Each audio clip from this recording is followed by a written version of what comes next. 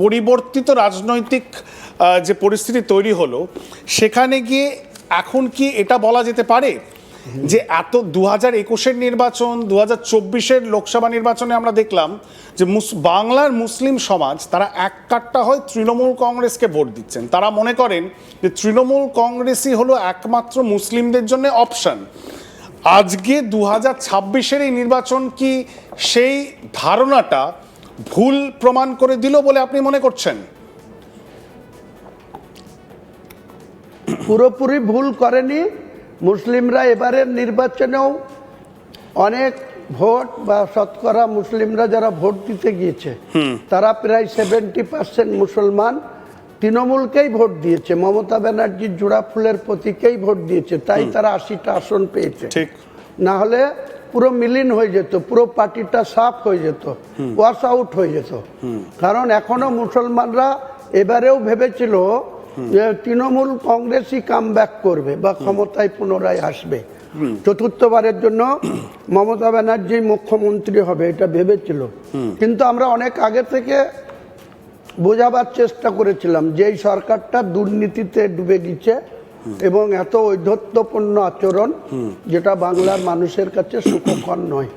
বাংলার শান্তিপ্রিয় মানুষ বা সম্প্রীতি রক্ষা করে যে বসবাস করি আমরা, সেখানে এই সরকারটা শুধু মন্দির করা, নিজেদের মধ্যে সম্প্রীতি নষ্ট করা, হিন্দু মুসলমানের মধ্যে পার্থক্য গড়ে দেওয়া, কোথাও মানে দুর্গাপুজোর প্রসেশন বন্ধ করে মুসলিমদের ইমাম মানে ওই মহরম করতে দেওয়া, এইসব মধ্যে থেকে সরকারটা যে নিজেদের মধ্যে একটা পরিবেশ পরিস্থিতি বা হিন্দু মুসলমানের সম্প্রীতির জায়গায় ইচ্ছাকৃত সরকারের নেতৃত্ব যারা ছিল তারা এই হিন্দু মুসলমানের বিবাদ এবং এই পার্থক্য এবং মুসলমানদেরকে ভয়ে রেখে বিজেপির জুজুর ভয় দেখিয়ে বিজেপি চলে আসবে, আমাকে ভোট দাও না হলে বিজেপি চলে আসবে।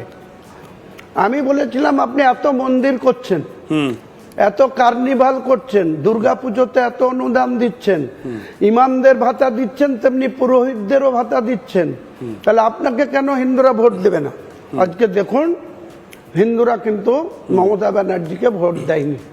এখনো যে 80টা সিট পেয়েছে তার ভালো করে ক্ষতি দেখুন, পরিসংখ্যান।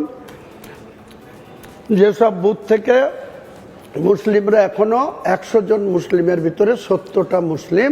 আমি 293টা আসনের ফল এবং বুথ ভিত্তিক ফল বিশ্লেষণ করার সময় এখন আমাদের কাছে নেই, কিন্তু শুধু ভবানীপুর আসনের বিশ্লেষণ যদি আমরা করি, যেখানে 267টি বুথ রয়েছে, সেইটুকুতে এইটুকু দেখা যাচ্ছে যে শুভেন্দু অধিকারী কিন্তু একটা বড় সংখ্যক বুথে লিড নিয়েছেন এবং মমতা বন্দ্যোপাধ্যায় প্রায় 58 থেকে 60খানা বুথে উনি লিড পেয়েছেন মাত্র, এবং সেইগুলোই সেই মুসলিম অধ্যুষিত এলাকাগুলো থেকে পেয়েছেন। সুতরাং সেটা থেকে স্পষ্ট যে মুসলিমদের ভোটের ওপর ভরসা করেই তৃণমূল কংগ্রেস এই যে 80টা আসন পেয়েছে, সেটাই মূলত দেখা যাচ্ছে এখনো পর্যন্ত ট্রেন্ড আমরা বুঝতে পেরেছি। কিন্তু প্রশ্ন হলো, এটা তো গেল তৃণমূলের কথা, তাদের সরকার আর নেই, তৃণমূল দলের মধ্যে এখন চূড়ান্ত কলহ চলছে, এখন গৃহদাহ শুরু হয়ে গেছে। কিন্তু আমি আরো কলহ হবে, 6 মাস অপেক্ষা করুন। তৃণমূল কি জিনিস, তৃণমূল বলে যে রাজনৈতিক পার্টি, এটা উঠে যাবে। আমি আপনাকে দায়িত্ব নিয়ে বলছি। অভিষেক বন্দ্যোপাধ্যায় নেতৃত্বকে চ্যালেঞ্জ ছুড়ে দিচ্ছে একদম বলছি তো, একদম বলছি আপনাকে।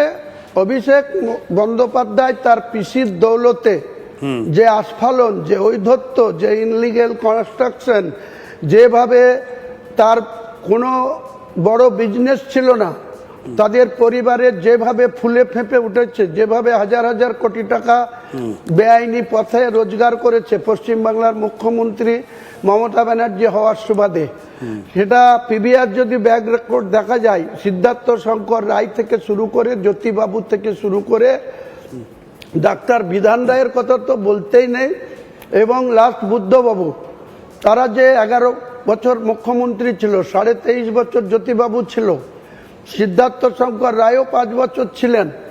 আজকে এই 15 বছরের মুখ্যমন্ত্রীর কি ছিল আর আঙুল ফুলে কলা গাছ হয়ে গেছে তার ভাইদের, তার ভাইপুদের, তার আত্মীয় স্বজন। আপনি তো এই দলে ছিলেন বাংলার মানুষ, আপনি তো এই দলে ছিলেন, আপনি তো এই দলে ছিলেন। মমতা বন্দ্যোপাধ্যায়ের আজকে 72 বছর বয়স। আপনি কি মনে করেন, আপনি কি মনে করেন মমতা বন্দ্যোপাধ্যায়ের আর কামব্যাক করার কোনো পসিবিলিটি রয়েছে? রাজনীতিতে কামব্যাক করবেন? কোনো চান্স নেই, কোনো চান্স নেই, কোনো চান্স নেই। তৃণমূল কংগ্রেস আর কামব্যাক করবে না। মমতা বন্দ্যোপাধ্যায় জীবিত থাকতে কোনো আসনে আর তৃণমূল কংগ্রেসের এমএলএ এমপি জিতবে না, দেখে নেবেন আপনি আগামী দিনে।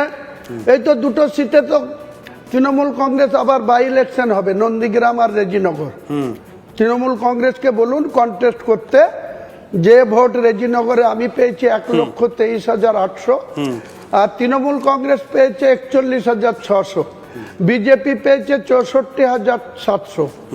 তো আমি তৃণমূল কংগ্রেসকে 81,000 ভোটে হারিয়েছি, আর বিজেপিকে 58,900 ভোটে হারিয়েছি।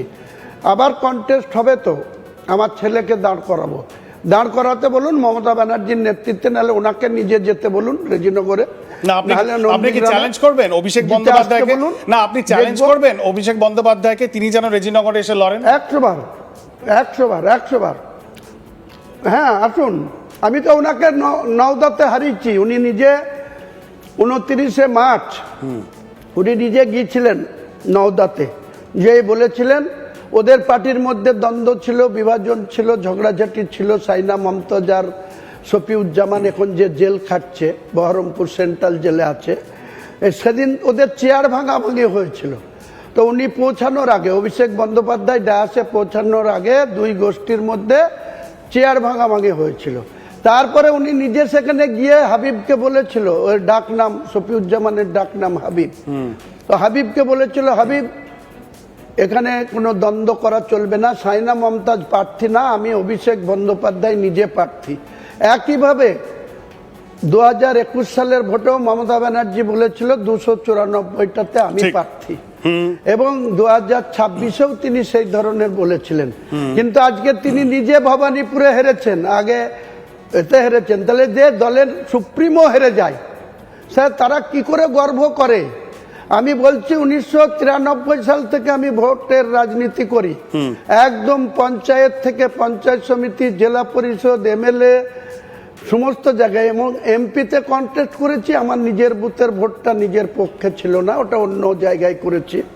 কিন্তু আমার নারকেলবাড়ি যে বুথ, সব সময় 1000 পোল হলে আমার পক্ষে, আমি যে পার্টি করি, 30 বছর কংগ্রেস করেছি, কংগ্রেসকে লিড দিয়েছে সব সময়।